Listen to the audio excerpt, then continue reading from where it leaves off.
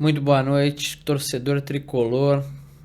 Tava numa briga que agora vocês não fazem ideia. Eu tava travando, tava gravando no meio do vídeo, eu olhei pro programa e falei, cadê o negócio do volume da minha voz, né? Tava tudo sem monitorar. Aí eu fui ver, tava tudo zoado, eu tive que reinstalar o programa.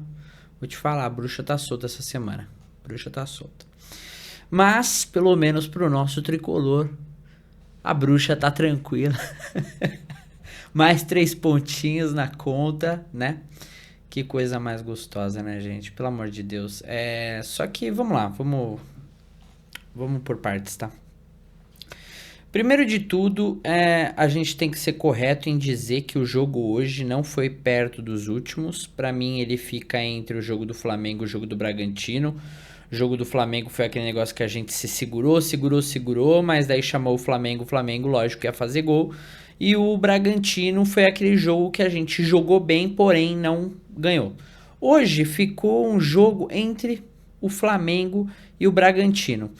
Horas a gente tentava chegar, mas não conseguia chegar. E a gente se defendeu bastante. E eu senti hoje o time muito espaçado. Não sei se vocês tiveram o mesmo feeling que eu, mas hoje o time estava muito espaçado. Então não teve muita tabela, igual os outros jogos, muita triangulação. As sobras hoje. Para mim é muito claro que hoje existiu alguns nomes muito fixos que jogaram muito abaixo. E um deles é o André Silva, que é padrão. E outro, o Alisson. O Alisson hoje estava muito abaixo. Hoje o Alisson ele atrapalhava algumas horas, ele estava muito estabanado. E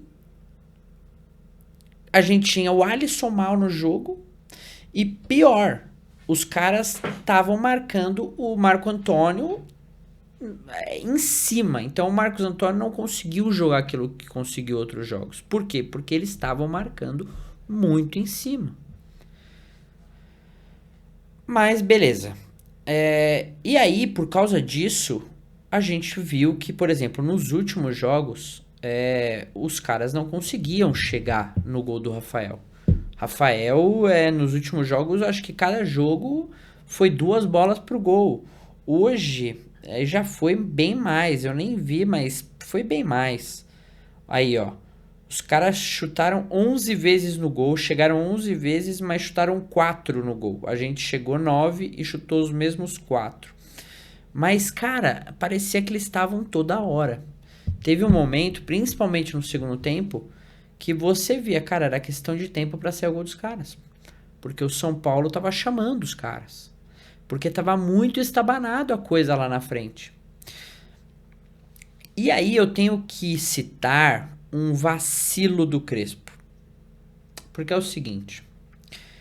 Assim como ele diz que Ferreirinha está para Lucas Ferreira, o André Silva, para mim, está para Luciano. Não é Ferreirinha, Luciano, Tapia e aí Lucas Ferreira. Não é isso. Então eu começo a achar que o Lucas Ferreira hoje ele está falando, putz, saudades do meu dia. Saudades do meu dia. Porque é incrível que ele não consegue ver que o André Silva não desenvolve nada. O André Silva, gente, ele não faz nada. Ele atrapalha, ele vai dividir uma bola, ele não consegue dominar uma bola e tocar no lado, ele não tem essa capacidade, ele é muito ruim. Eu era um cara que, pô, teve uma época com o Zubeldia que ele, pelo menos, tipo, ele ia lá, entrava no segundo tempo, fazia gol, às vezes deixava um golzinho perdido e tal. Ele não atrapalhava o jogo, já era ótimo. Hoje não, hoje ele atrapalha demais, né? Então, eu não consigo ver que hoje, por exemplo, seria ótimo Luciano e Lucas Ferreira. Deixa o Luciano no lugar do André Silva e bota o Lucas Ferreira no lugar do Ferreirinha, que ele disse. 2 coletivas seguidas teve pergunta. E o Lucas Ferreira? Se Ferreirinha não estiver, Lucas Ferreira. Vai chegar a hora dele. Só que na hora que chega a hora dele, o que ele faz? Ele bota André Silva, ele bota o Tapia, que acabou de chegar. O Lucas Ferreira tava bem. Então não tem motivo. Ele simplesmente ele ainda não viu que o Lucas Ferreira é melhor do que esses caras. Raçudo, moleque raçudo que corre, né?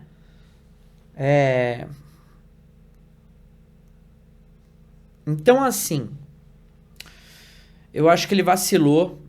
Ele tá vacilando de botar o André Silva. Ele tá vacilando direto de botar o André Silva.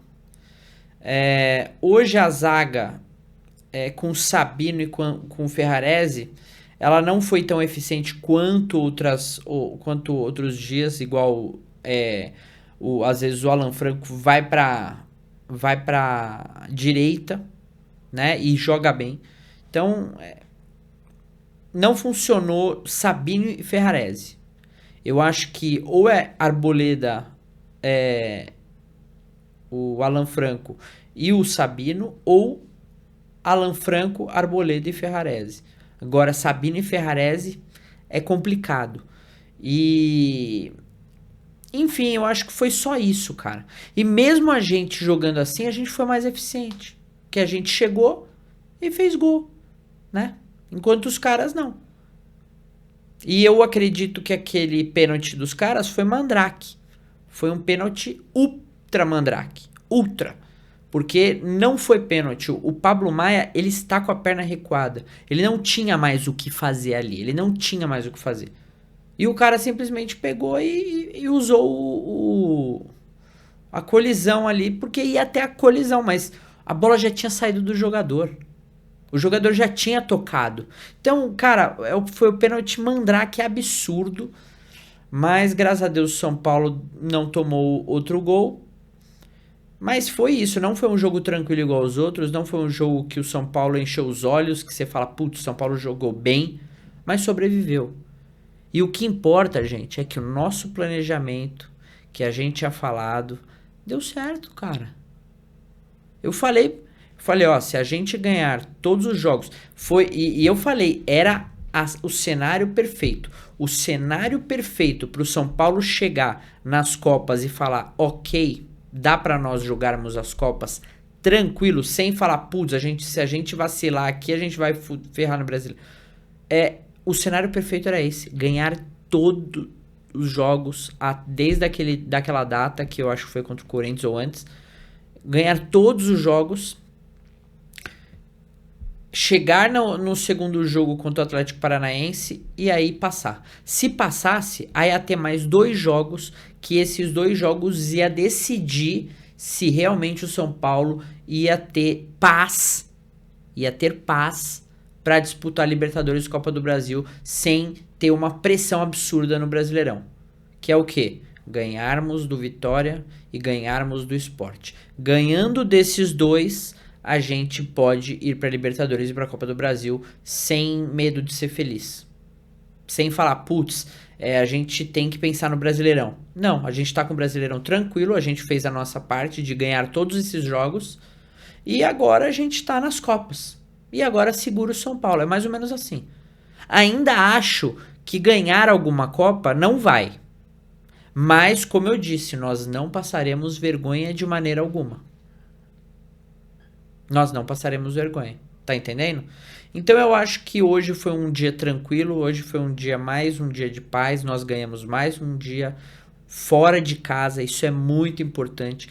Esse jogo era muito difícil contra o Inter lá, era muito difícil. A sorte, gente, é que eu não sei o que tá acontecendo com o Inter, que, cara, não tinha torcida.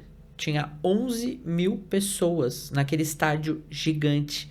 Que, por sinal, é um dos mais bonitos do Brasil, cara. Eu tava prestando atenção em umas imagens de fora.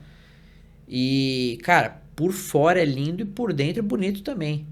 Eu acho que, porra... e aí falam que a torcida do Sul é uma torcida que vai, que apoia. 11 mil torcedores num domingo? Sabe? E ainda no domingo 8h30. que ia acabar, tipo, o jogo umas 10h30, 10 e... às vezes nem 10h30, 10h15, acho. 10h15, 10h20, por aí, eu não lembro que horas que acabou. Mas, né, pelo amor de Deus, gente.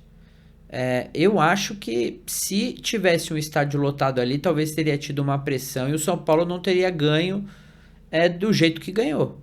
Mas, ótimo pra gente, tá tranquilo, não tenho nada pra reclamar. E eu só espero que nós possamos jogar tranquilos, nós possamos ganhar contra o Atlético Paranaense na quarta e que a gente vá tranquilo para cima do Vitória e do Sport, que não é bicho-papão, né? Acho que todo mundo concorda isso. Então, é isso, meu caro torcedor. Eu espero que vocês tenham curtido o seu domingo. Eu espero que vocês estejam tranquilos vendo o São Paulo de Hernan Crespo. E nos vemos quarta-feira para saber qual será o futuro do São Paulo na Copa do Brasil. Beleza? Então, muito boa a sua semana, torcedor tricolor. Te vejo na quarta.